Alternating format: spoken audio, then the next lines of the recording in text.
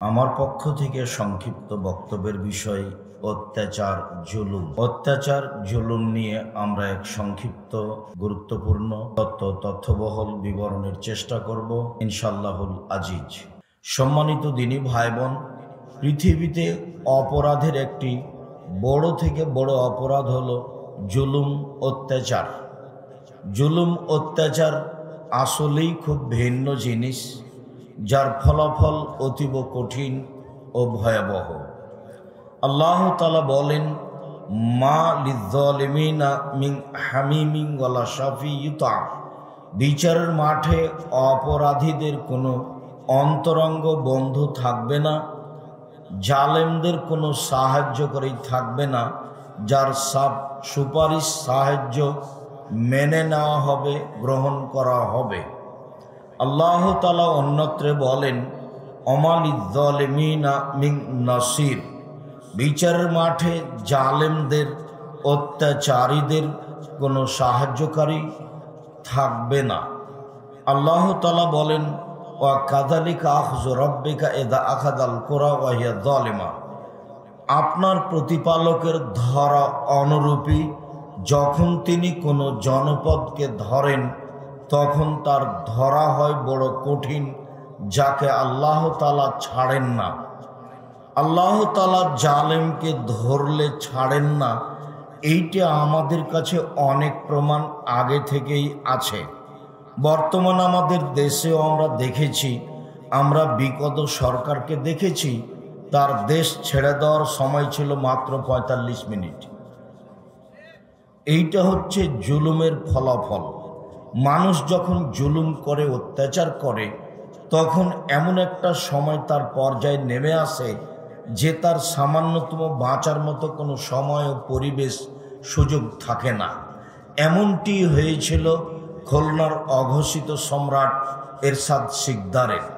খুলনার অঘোষিত সম্রাট এরশাদ সিকদার তার মেয়ের মাথার উপরে একটু হাত দেওয়ার জন্য দাবি জানিয়েছিল, সেটাও গ্রহণ করা হয়নি। আমাদের চোখের সামনে ঘটে গেছে, রাতে রাতে দেশ দখল করতে পারে এমন ক্ষমতাধর প্রেসিডেন্ট সাদ্দাম। জুলুমের ফলাফল কি আমরা অল্প সময়ের মধ্যেই নিজের দেশেও বিভিন্ন দেশে দেখেছি। তবে পৃথিবীতে যারা সবচেয়ে শক্তিশালী জালেম অত্যাচারী, তারাও কেউ সময়ের গতিতে ধ্বংস হয়ে যেতে হয়েছে। পৃথিবীর ইতিহাসে সবচেয়ে বড় জালেম, সবচেয়ে বড় স্বেচ্ছাচারী অত্যাচারী মানুষ হলো আদ সম্প্রদায় এবং সামুদ সম্প্রদায়। এদের ব্যাপারে আল্লাহ তাআলা বলেন, লাম ইউখলাক মিসলুহা ফিল বিলাদ, আল্লাহ তাআলা তাদের মতো শক্তিশালী, তাদের মতো অত্যাচারী, তাদের মতো জালেম মানুষ আর পৃথিবীতে কখনো কোথাও সৃষ্টি করবেন না। এতে ফেরাউনের কথা আসেনি। কোরআন মাজিদের বিভিন্ন জায়গাতে যখন জালেমের কথা বলা হয়েছে এবং তাদের ক্ষমতার কথা বলা হয়েছে, তখন আদ সম্প্রদায়কেই বলা হয়েছে, সামুদ সম্প্রদায়কেই বলা হয়েছে যে তাদের ক্ষমতা এবং মাটিতে স্মৃতি রেখে যাওয়ার মতো ব্যতিক্রম স্থাপনা তৈরি করত। এ ব্যাপারে পৃথিবীতে সবচেয়ে শক্তিধর মানুষ ছিল আদ জাতি, সামুদ জাতি। ওদেরকে আল্লাহ ধ্বংস করে দিয়েছেন।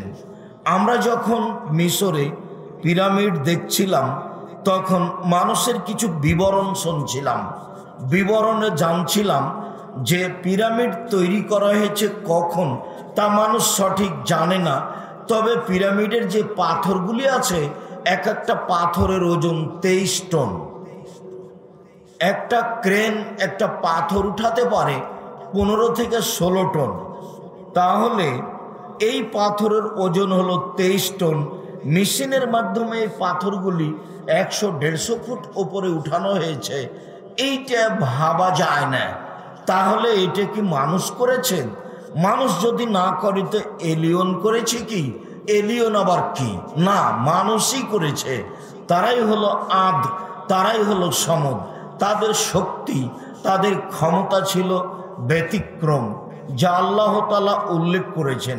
তারা পাথর কেটে 10 তলা 20 তলা ঘর নির্মাণ করতে পারত। কাজেই তারা নিজে হাতে উঠেই এই 23 টনের একটি পাথর উপরে তুলে তারা একটা পিরামিড তৈরি করতে পারবে, এটা ছিল তাদের জন্য স্বাভাবিক ব্যাপার। অনুমান করা যায় যে এই পিরামিড আনুমানিক প্রায় 6000 বছর আগে তৈরি হয়েছে, আদ সামুদের যুগেই। ফেরাউনও পিরামিডের চতুর্দিকে ঘুরেছে আর ভেবেছে এইটা আবার কি। ঠিক পাশে একটা মূর্তি আছে, বিশাল মূর্তি, যাকে এইভাবে দেখতে হয়।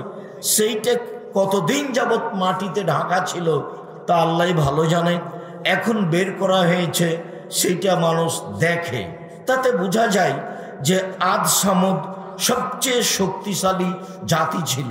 সময়ের গতিতে আল্লাহ তাদেরকে ধ্বংস করে দিয়েছেন।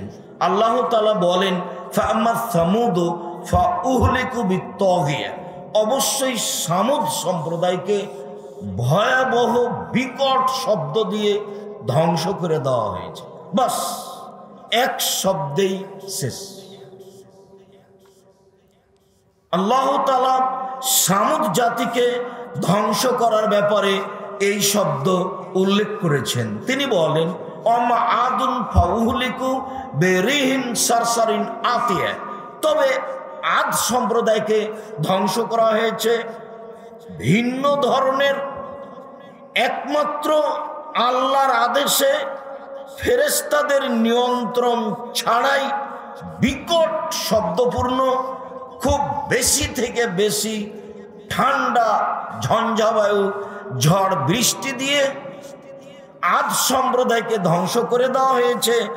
তা চলেছিল 7 দিন 8 রাত, 8 রাত 7 দিন, 8 রাত 7 দিন, 7 দিন 8 রাত, এইভাবে চলেছিল এই ঝড় বৃষ্টি ঝঞ্ঝাবায়ু। যেখান দিয়ে চলেছিল সেখানে বাড়িঘর গাছপালা কোনো কিছুই ছিল না, সব কেটে চলে গেছিল। সেই বাতাসের ব্যাপারে বলা হয়েছে, বিদ্বানগণ বলেছেন, এই বাতাস, এই ঝড়, এই ঝঞ্ঝাবায়ু ফেরেশতার অধীনে ছিল না। এত জোরে, এত বিকট শব্দে, এত ঠান্ডা বায়ু ফেরেশতা বহন করতে পারবেন না। তা ছিল মাত্র আল্লাহর আদেশে। তারা জুলুম করেও সময়ের গতিতে ক্ষমতা থাকা পরেও টিকতে পারেনি, ধ্বংস হয়ে গেছে। যার কথা আল্লাহ তাআলা বলেছেন। আল্লাহ তাআলা এক জায়গায় বলেন, মিনহুম মান আরসালনা আলাইহা হাসিবা, আমি বহু মানুষকে ধ্বংস করেছি যারা অত্যাচারী জালেম ছিল। তার এক শ্রেণীর মানুষকে আমি তাদের উপরে পাথরের বৃষ্টি বর্ষণ করে তাদের আমি ধ্বংস করে দিয়েছি। এই কথা আল্লাহ লূত আলাইহিস সালামের সম্প্রদায়ের ব্যাপারেও বলেছেন। তাতে তিনি বলেছেন, ওয়াজালনা আলাইহা সাফিলাহা, আমি লূত আলাইহিস সালামের সম্প্রদায়কে ধ্বংস করতে গিয়ে ওদের দেশের নিচের মাটিকে উপরে করে দিয়েছি আর উপরের মাটিকে নিচে করে দিয়েছি। আর প্রথমত তাদের উপরে আমি পাথরের বৃষ্টি বর্ষণ করেছি। কার উপরে পাথরের বৃষ্টিটা লাগবে সেই পাথর চিহ্নিত করা ছিল, নাম উল্লেখ করা ছিল। এইভাবে আমি পাথর দিয়ে তাদেরকে ধ্বংস করে দিয়েছি। এই কথা আল্লাহ তাআলা বলেন। তাতে তিনি বলেন, অমিনহুম মান আখাযাতাহু সায়হা, আর তাদের আবার কাউকে আমি ধ্বংস করে দিয়েছি বিকট শব্দ দিয়ে। তাতে আছে শুআয়ব আলাইহিস সালামের সম্প্রদায়। শুআয়ব আলাইহিস সালামের সম্প্রদায়কেও আমি বিকট শব্দ দিয়ে ধ্বংস করে দিয়েছি। শব্দ হওয়ায় মাত্র তারা হাঁটু গেড়ে মাথা নিচু করে থেকে গেল, তাদের আর নড়াচড়া করার কোনো শক্তি থাকলো না। আমি সময়ের গতিতে ক্ষমতাধর মানুষকে এভাবে ধ্বংস করে দিয়েছি।